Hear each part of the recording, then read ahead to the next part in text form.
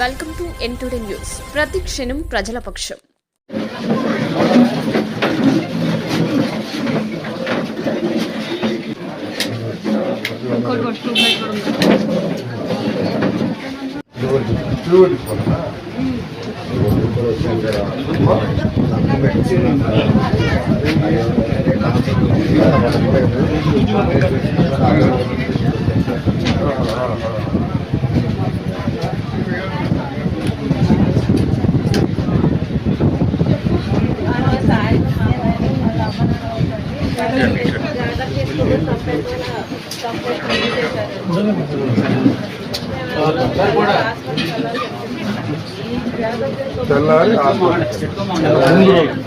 తెల్లారి మూడో రోజు డ్యూటీకి వచ్చాక మీకు మీరు ఎప్పుడు వచ్చారు?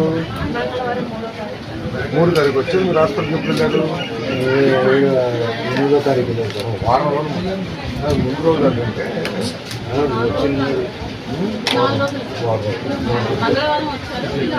డ్యూటీకి వెళ్ళొచ్చి శుక్రవారం నుండి వచ్చి టెస్ట్లు అయ్యేందుకు శనివారం నుండి ఆదివారం నాడు రిటర్న్ సోమవారం నాడు ఆపరేషన్ పెట్టారు.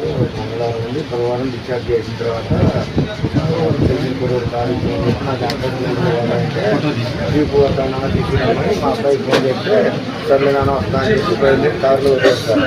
కారులో వచ్చేటప్పుడు నర్సాపురంలో బయట వెళ్తున్నాను సార్. తిన్నాక బయలుదేరుతారు. మరి ఎవరు చేసి చెప్పారో అమ్మాయి ఎవరు చేసి చెప్పారో వాళ్ళ ఒప్పుడే చెప్తారు. వాళ్ళ ఫ్రెండ్కి ఫోన్ చేసి చెప్తే వాళ్ళ ఫ్రెండ్ వచ్చి చూస్తే తిరిగి వెళ్తున్నాడు ఇంటికాడని చెప్పారు సార్. ఇప్పుడు వచ్చి 4:30 నాకు ఫోన్ చేశారు సార్. రామేశ్వరం హాస్పిటల్ ఇంటికాడ ఉన్నాను. ఇంటికి వచ్చి పావు గంట ఉన్నాం సార్. మధ్యలో మనం మా అక్క గారు మా అత్తయ్య గారు తాగలేదు సార్. మా అబ్బాయి నేను తీరాగాను లేనప్పుడు వచ్చాడు ఆయన. కారులో కూర్చున్నాను సార్. నేను ఇక బయలుదేరి వచ్చేసాను సార్. గట్టికి వచ్చి రావాలి చీకటి పడి దాన్ని చేస్తూ నేను రాకుండా వచ్చేసాను సార్. ఇంటికి వచ్చి దింపాడు. మా అమ్మగారు నాన్న తీసుకెళ్ళి వాటి నుంచి లోన్కి వెళ్ళానంటే లోన్కి వచ్చాడు సార్. మా అమ్మగారు ఇంటికి తీసి లోన్కి వచ్చాడు. బండి తీసుకుని బయలుదేరి సెంటర్కి వెళ్ళారు సార్. వాళ్ళ ఫ్రెండ్స్ ఎవరు లేదు సార్. వాళ్ళ ఫ్రెండ్స్ ఎవరు లేకపోతే మళ్ళీ ఇంటికి వచ్చి ఇంకా గురువుడు ఉన్నాడని చెప్పి వాళ్ళ మామగారు హాస్పిటల్ తీసుకెళ్ళారు. ఇక వెళ్ళారు సార్. వెళ్తే మా మిస్సెస్ 6-11 ఖచ్చితంగా జరిగింది. చేస్తే ముస్లాం చెప్పి దాటే ముందు ఫోన్ ఇచ్చి మా పండగ నువ్వు గట్టిగా గడ్డి వెళ్ళారు అంటే గడ్డి వెళ్ళారు అంటే దాడి కొట్టినట్టు ఏంటంటే వేసుకొస్తామని నవ్వుకుంటూ మాట్లాడుకుంటూ వెళ్ళాను సార్. అదే సార్. మళ్ళీ 6:37 మేము ఫోన్ చేసి 20 నిమిషాల్లో ఈ 6 కాడ నుంచి 7 సీసీ కెమెరా మాయమైంది సార్. మాకు పూర్తిగా మేము అక్కడ వచ్చింది సార్. బాగా వెళ్ళింది కూడా లేదు. 6 కాడ నుంచి 7 వరకు లేదు సార్. 6 ముందు ఉంది. 7 కాడ నుంచి మా సర్కిల్ కుర్రోళ్ళు అయితే మా ఇంట్లో వాళ్ళు అయితే వీళ్ళందరూ ఇంటికి లైట్ వేసుకునేది మొత్తం ఆ గంట సేపు లేదు సార్. ఎస్ఐ గారిని అడిగితే అది బాక్సింగ్ కెమెరా అప్పుడు తీసుకోలేదని చెప్పి మేము చేపల చేయడం అడిగితే 24 గంటలు రికార్డ్ అయ్యే కెమెరా నాదని చెప్పాడు సార్ ఆయన. అది ఎక్కడుందా కెమెరా? అక్కడ 7 నుంచి 60 మీటర్లు ఉంది సార్. మా రోడ్డు మీద మా కట్ట మీద సార్. మేము మా ఊరు అంతకుముందు 14 గంటలకు వెళ్ళే బళ్ళు చూసాం సార్. తూము దాటి అవతలకి వెళ్ళే కూడా కనపడ్డాయి సార్. బళ్ళు వెళ్తుంటాయి. మరి మా బాబు వెళ్ళింది ఇవన్నీ ఉండాలి కదా సార్. లేవు సార్. అది కాకుండా మాకు పోస్ట్ మార్టంలో కూడా అనుమానం వచ్చింది సార్. ముట్టి మీద పక్క పనిముట్టి తీసుకోకుండా పోస్ట్ మార్టం 7 నుంచి కోసి కుట్లేసి పంపించారు సార్. మేము అక్కడ కాటికి వెళ్ళిన తర్వాత చూసి ఒంటి మీద వస్తువులు ఇవన్నీ తీసాం సార్. అది దాంట్లో 1 గంట నుంచి 3:30 వరకు చేసినట్టు రాశారు సార్.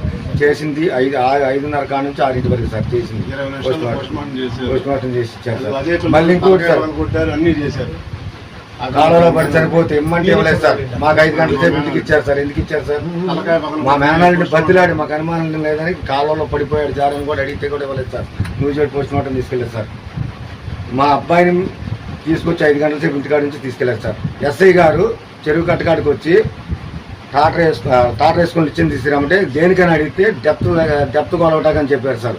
ఆడికి వెళ్ళాక కుర్రోడిని ఆ టాటర్లో ఇచ్చినేసి కుర్రోడిని స్తంభం ఎక్కించి సీసీ కెమెరా తీసుకొని వెళ్ళారు సార్. మా వాళ్ళు అడిగితే అన్నారంట రేపు పొద్దున్నే 11 రండి అప్పుడు ఓపెన్ చేసి చూపిస్తా అన్నారంట కెమెరా. మరి ఇవన్నీ మాకు అనుమానమే కదా సార్. ఈ పిల్లోడిని పొరపాటును కూడా మేము ఎంతమంది అందరికి ప్రతాప్ నాయుడు గారు ఫోన్ చేశారంట. రాఘవరెడ్డి గారు చెప్పారు. ఊళ్ళో పెద్ద మనుషులు అందరూ బతిలాడారు. కాళ్ళు పట్టుకొని కూడా బతిలాడారు పోలీసు వారిని. మా చెల్లి సార్ ఇవ్వలేదు అనుకోండి. ఇవ్వను బాడీ మేము ఈ బాధలో ఉన్నాం, మాకు తెలియలేదండి. 5 గంటల సేపు నా ఇంటికాడ బాడీ ఉంది. ఏ బాడీ? మా బాబు అదేంటి? అసలు ఇవ్వకూడదు, పిల్లలు ఇవ్వలేదండి. అంటే ఆయన అయితే ఇవ్వలేదు, అంతమంది చెప్పినా మా మా బాబుని 5 గంటల సేపు ఇంటికి ఇచ్చారు సార్. అక్కడ ఏడ్చుకుంటే మా బావగారు వాళ్ళు అడిగారంట, ఏమని కొంతసేపు ఇంటికి ఇస్తే చాలు చూసుకుంటామని. అది ఇచ్చేస్తారు 5 గంటలు. అతన్ని ఎంత బతిలాడామంటే రాఘవరెడ్డి గారు, పప్పారావు గారు అంతమంది అడిగినా ఇవ్వలేదు. మాకు ఏమంతా పడుతుందని మేము అడగంగానే మా ఇంటికి పంపించేసి 5 గంటల సేపు మా బాబు మొత్తం మేనేజ్ చేశారు సార్. మొత్తం మేనేజ్ అసలు సంపుతాన్ని బెదిరించిన రూల్స్ ప్రకారం మేము ఇంటికి ఇవ్వమన్నా మీరు ఇవ్వకూడదు.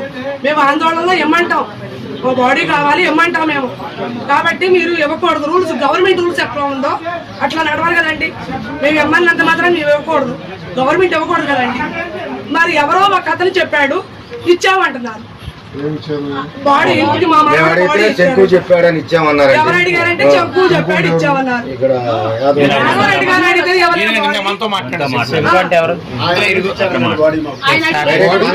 అంటే మామూలు సార్ బాడీ కనపడినప్పుడు ఎస్ఐ గారికి ఫోన్ చేయండి, మాకేం అవసరం లేదు, మాకేం అనుమానాలు లేవు, సంతకం పెట్టేసి తీసుకెళ్ళిపోతామని చెప్పి ఇలా ఆయన గారు ఇలా తమ్ముడు మాది సీన్ ఉన్నారండి, మాకు ఏ సంతకాలు వద్దు, మేము తీసుకెళ్ళిపోతాం, పోస్ట్ మార్టం వద్దన్నారు సార్.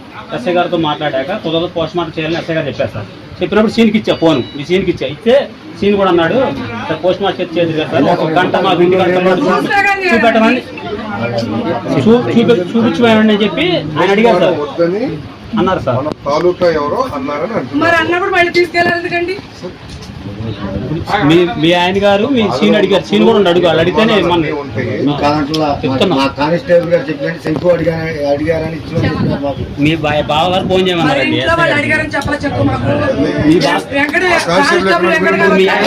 మీ ఆయన గారిని అడగని చెప్తారు, ఫోన్ చేయమంటే చేశాను నేను. వెంకట గారు వచ్చినప్పుడు మాకు చెంకు అడిగాడు, మేము ఇచ్చామన్నారు. సహజంగా మాట్లాడి బాడీ మనకి అవసరం అడిగారు సార్, వాళ్ళ ఫ్యామిలీ మెంబర్స్ అడిగారు. అడుగుతాం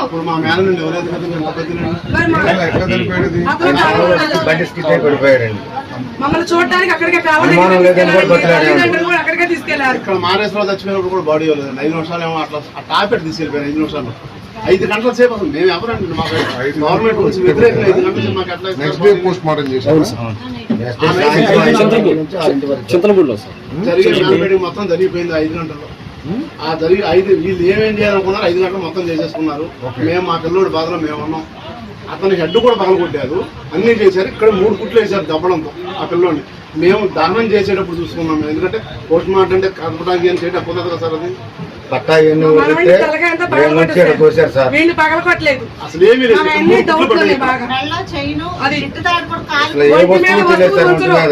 మనవాడికి ఇచ్చారు, ఈ మనవాడికి ఇవ్వలేదు వస్తువుని ఒంటి మీద, అతనికి ఒంటి మీద అన్ని ఇచ్చారండి సార్. అది అప్పుడు పిల్లోడు నీళ్ళలో పడ్డాడు సార్, ఒక సుఖాన్ని నీళ్లు తాగుతాడుగా. ఈతొచ్చండి ఈ పిల్లోడికి. మన కానిస్టేబుల్ గారు అక్కడ నుండి సిపిఆర్ వచ్చేయమంటే కుర్రోళ్ళు మాకు అక్కడ ఉన్నోళ్ళు సిపిఆర్ చేస్తే ఒక చుక్క నీళ్ళు బయటికి రాదు సార్. దానికి అదే వెంకట గారు ఏమన్నాడో తెలుసా అండి, ఇక్కడ అదే వెంకట గారు ఏమన్నా ముక్కు మూసుకొని దూకాడేమో అన్నారు సార్. అదే అన్నాడు సార్. మాకు అనుమానం రాకుండా సార్ మాట సార్ మినిస్టర్ గారు, ఈ మాటలకు మాకు అనుమానం రాకుండా చెప్పండి సార్. మా బాధ మాది బాస్ చనిపోయినారు. ఇప్పుడు మనకి ఏంటి ఎస్ఐ కరెక్ట్ గా చేస్తారు అంతే కదా? లేదు సార్, ఎస్ఐ మార్చేసి ఏం జరిగినా కానీ సీసీ కెమెరా రిపోర్ట్ అది రావాలి సార్. ఎలా జరిగింది అనేది, బాబు ఎలా చనిపోయింది అనేది మేము చూడాలి సార్. సీసీ కెమెరా మన ఎస్ఐ కనుక సరిగ్గా చూడకపోతే మీకు ఇష్టం వచ్చిన వాళ్ళని చెప్పండి, వాళ్ళ ద్వారా ఎంక్వైరీ చెప్తాం.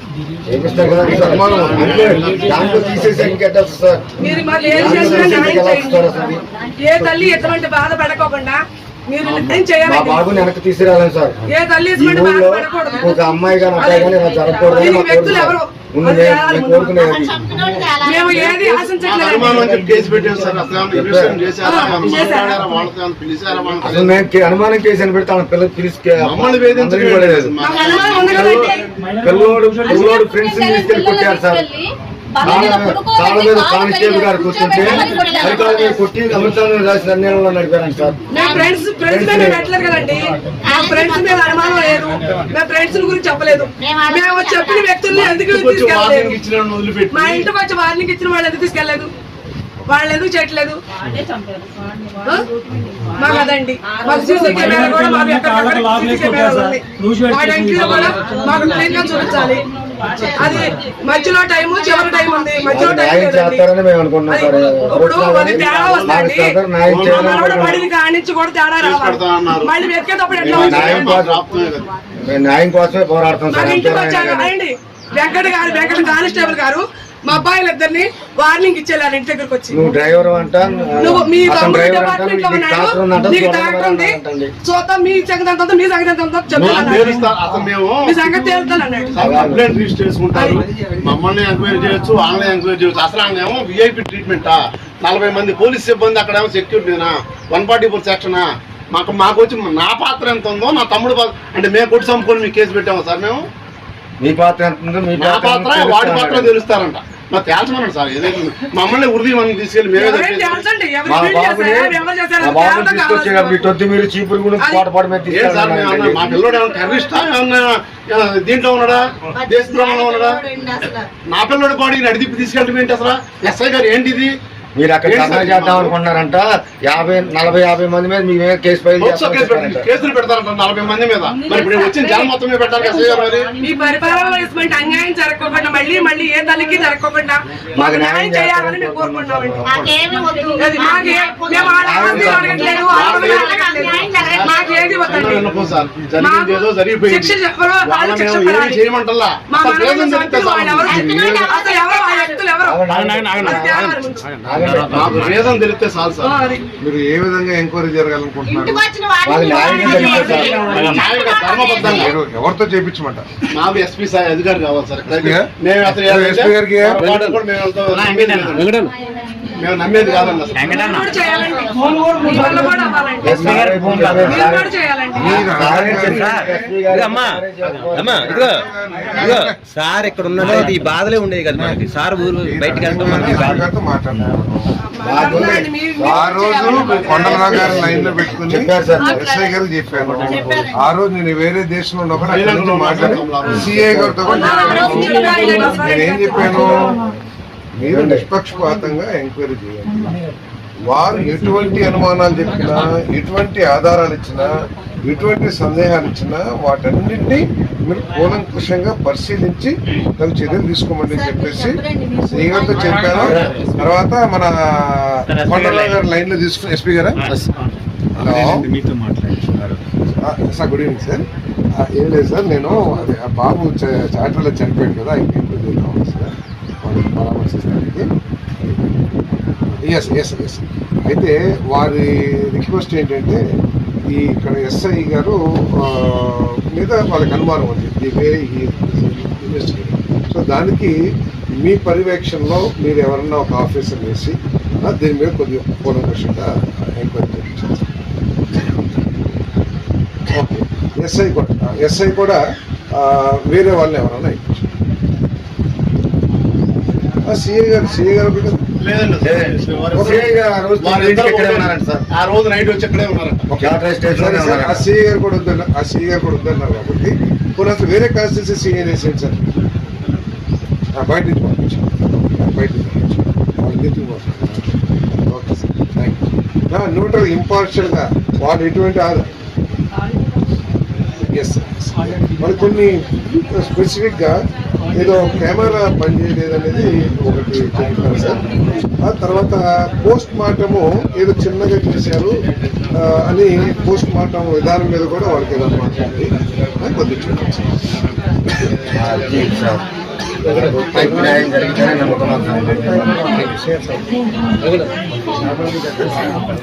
అనుమానాన్ని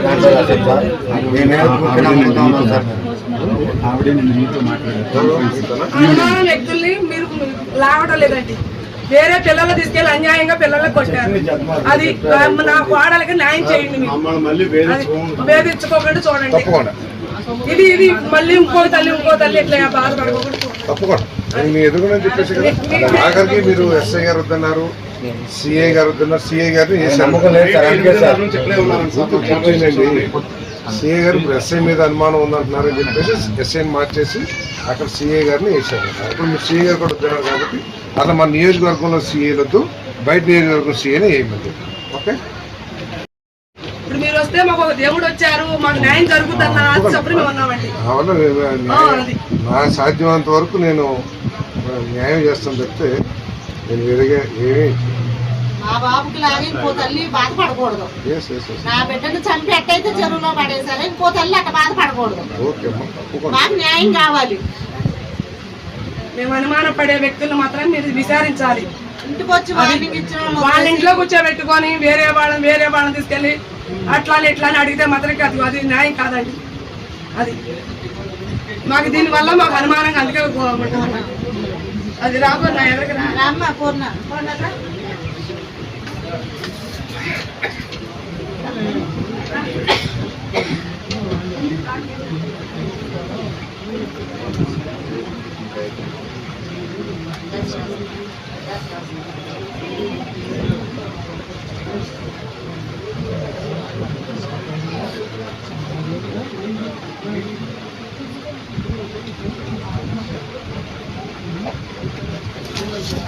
మీరు ఎవరైనా సరే ఎస్పీ గారికి ఇచ్చి దాంట్లో రాసిన ఉంటే మీ ఎలిగేషన్స్, మీ అనుమానాలన్నిటి మీద కూడా నిష్పక్షపాతంగా ఎంక్వైరీ చేసి యాక్షన్ తీసుకోవాలి.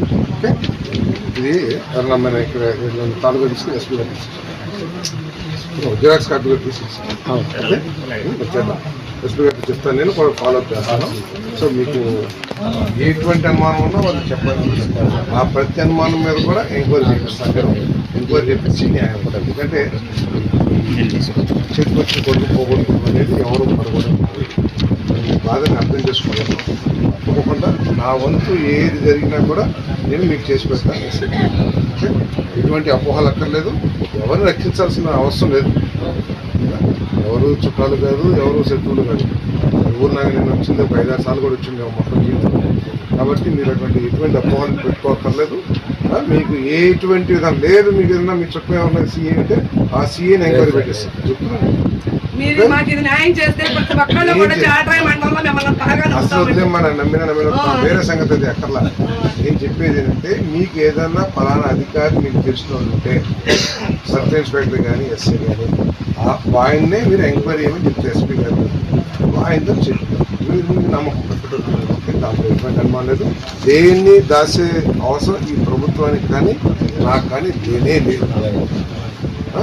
రోడో రాయొచ్చు. ఇక ఏంటంటే ఈ మధ్య నోరు మంది, చెయ్యి మంది, పెన్ను మంది అని చెప్పేసి ఏదో రాయొచ్చు, ఏదో చేసుకోవచ్చు. కానీ బట్ నేను మీకు మనస్ఫూర్తి చెప్పేది ఏంటంటే మీ అనుమానాలన్నింటినీ పటాపంచి చేసే విధంగా అన్నింటినీ నిష్పక్షపాతంగా ఎంక్వైరీ చేయాలి. మీరు అందుకే కాగితం బట్టి నేను తీసుకెళ్తే ఆయన ఇచ్చాడు, లేదా పడేసి ఉంటాడు, మన ఎదురుకుంటే నాకు నటించడం కూడా అనేక రకాలు ఉన్నాయి. కాబట్టి మీ చేతికి ఇచ్చా కాగితం, మీరు ఏదైతే అనుమానాలు చెప్పారో ఆ కాగితం మీద నా సంతకం పెట్టి మీకే ఇచ్చాను. మీరే వెళ్ళేసి ఎస్పీ గారు చెప్తారండి. మీకు కావాలంటే మీరు కూడా ఎస్పీ గారికి చెప్తాను, వాళ్ళు వస్తారండి, కొద్దిగా మాట్లాడడం కూడా చెప్తాను. అదేం లేదు. నేను తప్పకుండా చేస్తాను. చేయలేదు. ఎందుకంటే మీలాంటి వారు వచ్చి మాకు న్యాయం చేస్తారని ఆశపడి మేము ఉన్నామండి. ఈ రోజు మీరు వస్తున్నారంటే మాకు న్యాయం జరుగుతుంది. ఏ తల్లి ఇటువంటి బాధపడకూడదు.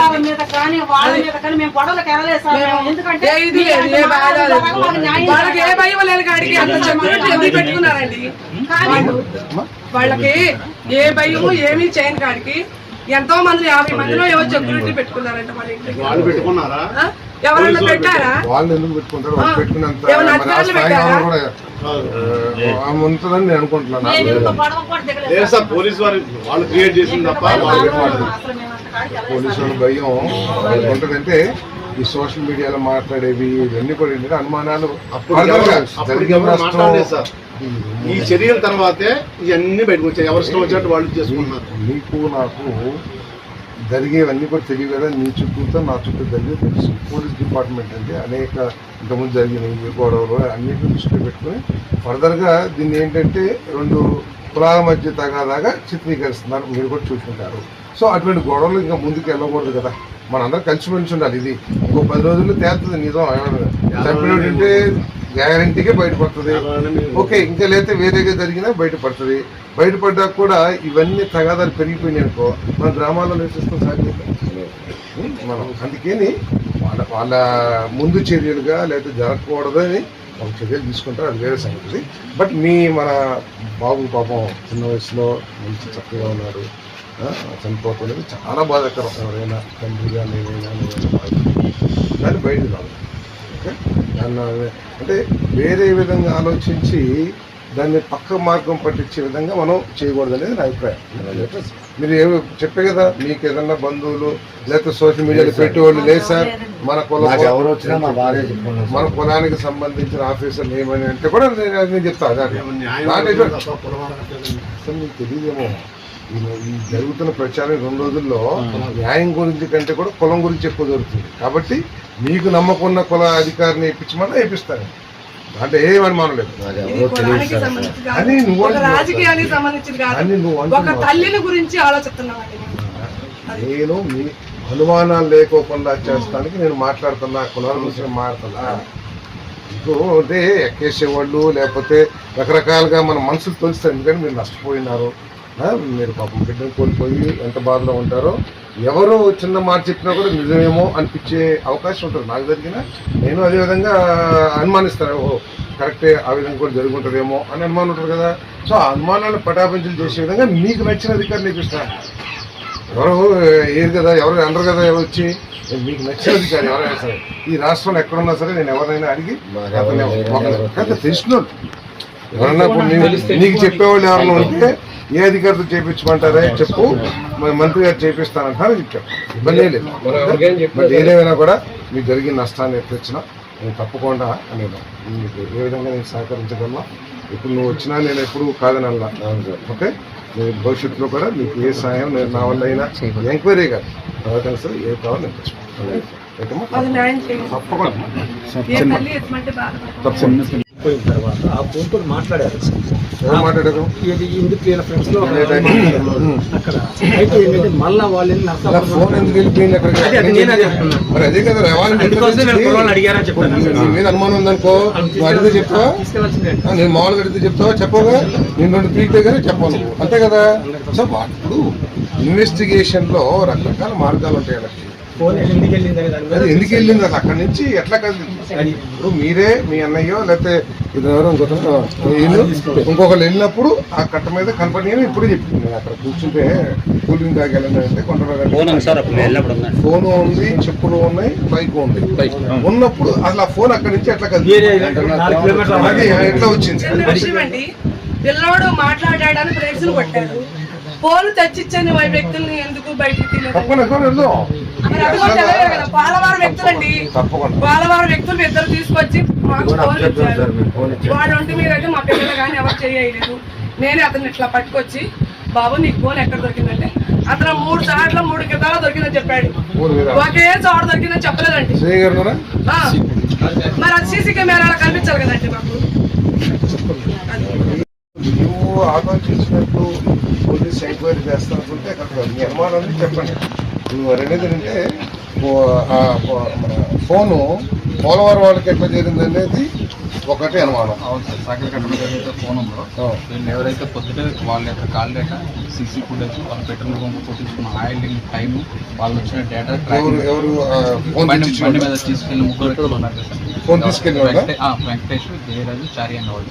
వీళ్ళేం పోలవరంలో వీళ్ళ కోత మిషన్లు పనిచేస్తారు సార్. విశాఖపేట తెల్లదేవర పని చేస్తారు.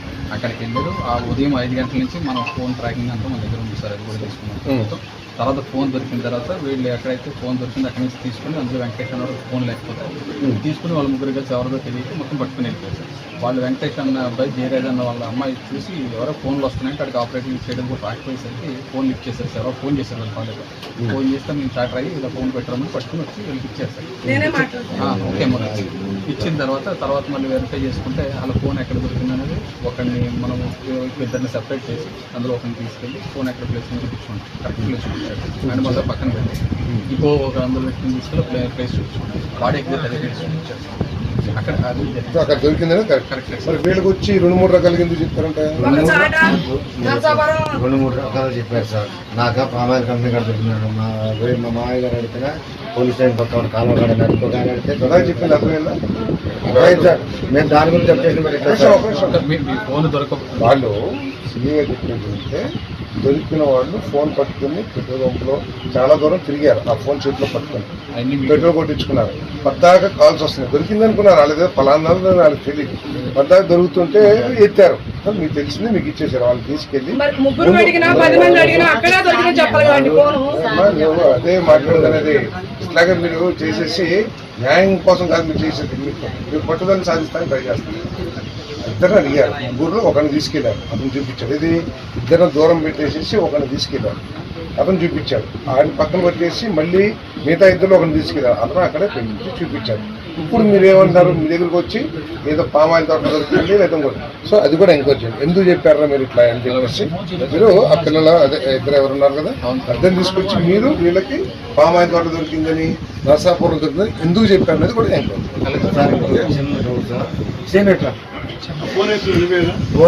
ఫోన్ ఆయనకి ఇచ్చిన తర్వాత రోడ్డు దగ్గరికి వచ్చాడు సార్. ఇచ్చింది అక్కడ మా తోడల్లుడు గారు. ఫోన్ ఇచ్చాక నీకు ఫోన్ చేసి ఏం మాట్లాడారు? దీపు ఉన్నాడు అంకుల్ అన్నారు సార్. లేడీ అన్న దీపు లేడమ్మా మీరెవరండి అన్నాను. అన్నారు నేను దీపు వాళ్ళ ఫ్రెండ్ శ్రీదేవి వాళ్ళ ఫ్రెండ్ అని అన్నాను. అలాంటప్పుడు నువ్వు శ్రీదేవి ఎవరమ్మా అన్నాను. కాల్ కట్ చేసాను. ఆ నెంబర్ చూడండి. ఇన్స్టాగ్రామ్ ఉంది సార్. మొత్తం ట్రాక్ అంతా వీళ్ళు ఎవరైతే ఫోన్ చేశారో వాళ్ళు ఏ టైం బయలుదేరాలో ఉదయం 5 గంటలకు వాళ్ళ దగ్గర నుంచి ఇతనికి వచ్చిన తర్వాత లేడీ మాట్లాడింది సార్. ఆ లేడీ ఎవరంటే ధీరేజ్ అని ఇందులో ఒక అమ్మాయి మాట్లాడుతుంటారు. ధీరేజ్ గారు అని ఫోన్ ఎవరిదంటే వాళ్ళు మాట్లాడారంట సార్. వాళ్ళు ఏమంటారంటే నువ్వు ఎవరో వాళ్ళ ఫోన్ కోసం దీపావళి కోసం అడుగుతున్నారంటున్నా. మరి ఏదో ఫోన్ వాళ్ళు అడుగుతున్నారు చాప్టర్ వెళ్తాంట పట్టుకెళ్ళి ఇచ్చామంటే అమ్మాయి పట్టుకెళ్ళి ఇచ్చేసారు సార్. వాళ్ళ క్యాష్ కూడా వాళ్ళు కమ్యూ డెలిగేషన్ చేసుకున్నారు. వాళ్ళ సేమ్ కమ్యూనిటీ కూడా కాదు సార్. అలాంటప్పుడు అమ్మాయి సార్ అమ్మాయి ఏమన్నాడు అంటే ఏమండి ఈ ఫోన్ మా వాళ్ళకి దొరికింది మా పేరెంట్స్కి. మరి ఎవరిదండి ఈ ఫోన్ ఎవరిదని అడగాలి కానీ దీపు ఉన్నాడా అంకుల్ దీపు అని ఆ అమ్మాయి కదా తెలుసు సార్.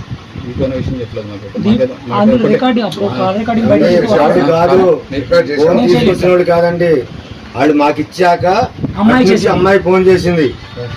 ఆ ఫోన్కి అదే ఫోన్కి మా అబ్బాయి దొరికిన కుర్ర వాళ్ళకి దొరికింది కదా ఫోన్. వాళ్ళు తీసుకొచ్చి నాకు ఇచ్చారు సార్. నేను ఇంట్లో తీసుకొచ్చి అక్కడ ఇచ్చడం వరకు మేము వెరిఫై ఇప్పుడు మీకు చెప్పేది. తర్వాత కాల్ వచ్చింది సార్. ఎవరైతే ఫోన్ ఎక్కడికి వెళ్ళిపోయింది అనుకుంటారో వాళ్ళు ఫోన్ తీసుకొచ్చి ఇచ్చేసారు సార్. ఇచ్చిన తర్వాత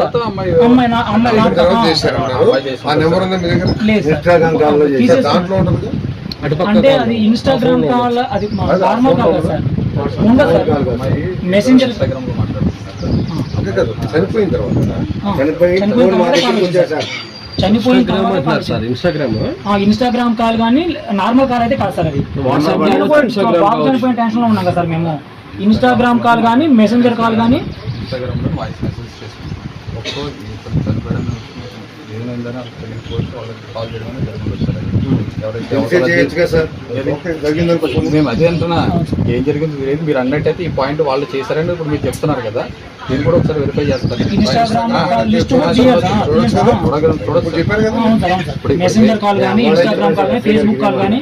ఇప్పుడు ఫోన్ వరకు మీరు చెప్పినటువంటి 3 వ్యక్తులకు సంబంధించినటువంటి డేటా క్లియరెన్స్ కి ఇచ్చాము. ఇంకొక పాయింట్ లాస్ట్ లో రైజ్ చేసిన పాయింట్ ఉంది కాబట్టి అది కూడా నేను ఇన్స్టాగ్రామ్ లో ఆల్రెడీ అకౌంట్ క్లోజ్ చేసుకుంటే వేరేగా ఓపెన్ చేసి కూడా చూస్తాను. Okay sir.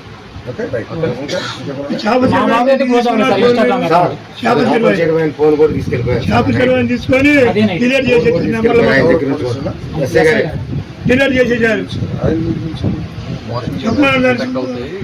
మొబైల్ కి కనెక్ట్ చేసుకుంటారు. కొన్ని కెమెరాస్ లో లైవ్ వస్తా ఉంటాయి. ఆన్లైన్ దొరికితే డిలీట్ చేసేసారు కదా సార్. మొత్తం డిలీట్ చేసేసారు. కెమెరా ఉంది కదా చేతిలో ఉంది కాబట్టి ఎందుకంటే ఆయన పెట్టుకున్నాడు కనపడాలి. డిలీట్ అయింది. సోషల్ మీడియా ఎన్ని రకాల ఫాల్స్ అయితే ఉన్నాయి, అన్ని రకాల లిస్ట్ మా ఓకే సార్. మా బాధ మీకు తెలియజేసుకోవాలి. ఏదైతే ఉందో అన్ని ఓపెన్ చేస్తాం మేము. కొడుకు సార్ అందులో నుంచి మీకు ఏదైతే డౌట్ ఉందో ఏదైతే కాల్ ఉందో మా వరకు వచ్చినట్టు సోర్స్ అన్ని మీకు ఇస్తాము. బిడ్డ చనిపోయాడు, అది బాధాకరం అందరికీ. చేపల చెరువు మీరు రాసి ఇవ్వండి, రేపు నాకు రాసి ఇవ్వండి. చాట్ రైలో మొత్తం ఎన్ని సీసీ కెమెరాలు ఉన్నాయో మొత్తం అవన్నీ రికవర్ చేయాలి. ఇప్పుడు మీరు ఏదైతే చెప్తున్నారో ఇంకా ఏమేమి అనుమానం ఆ పేర్లని కూడా రాసి ఇవ్వండి. కెమెరా కాకుండా ఓకే తప్పకుండా చేస్తాం.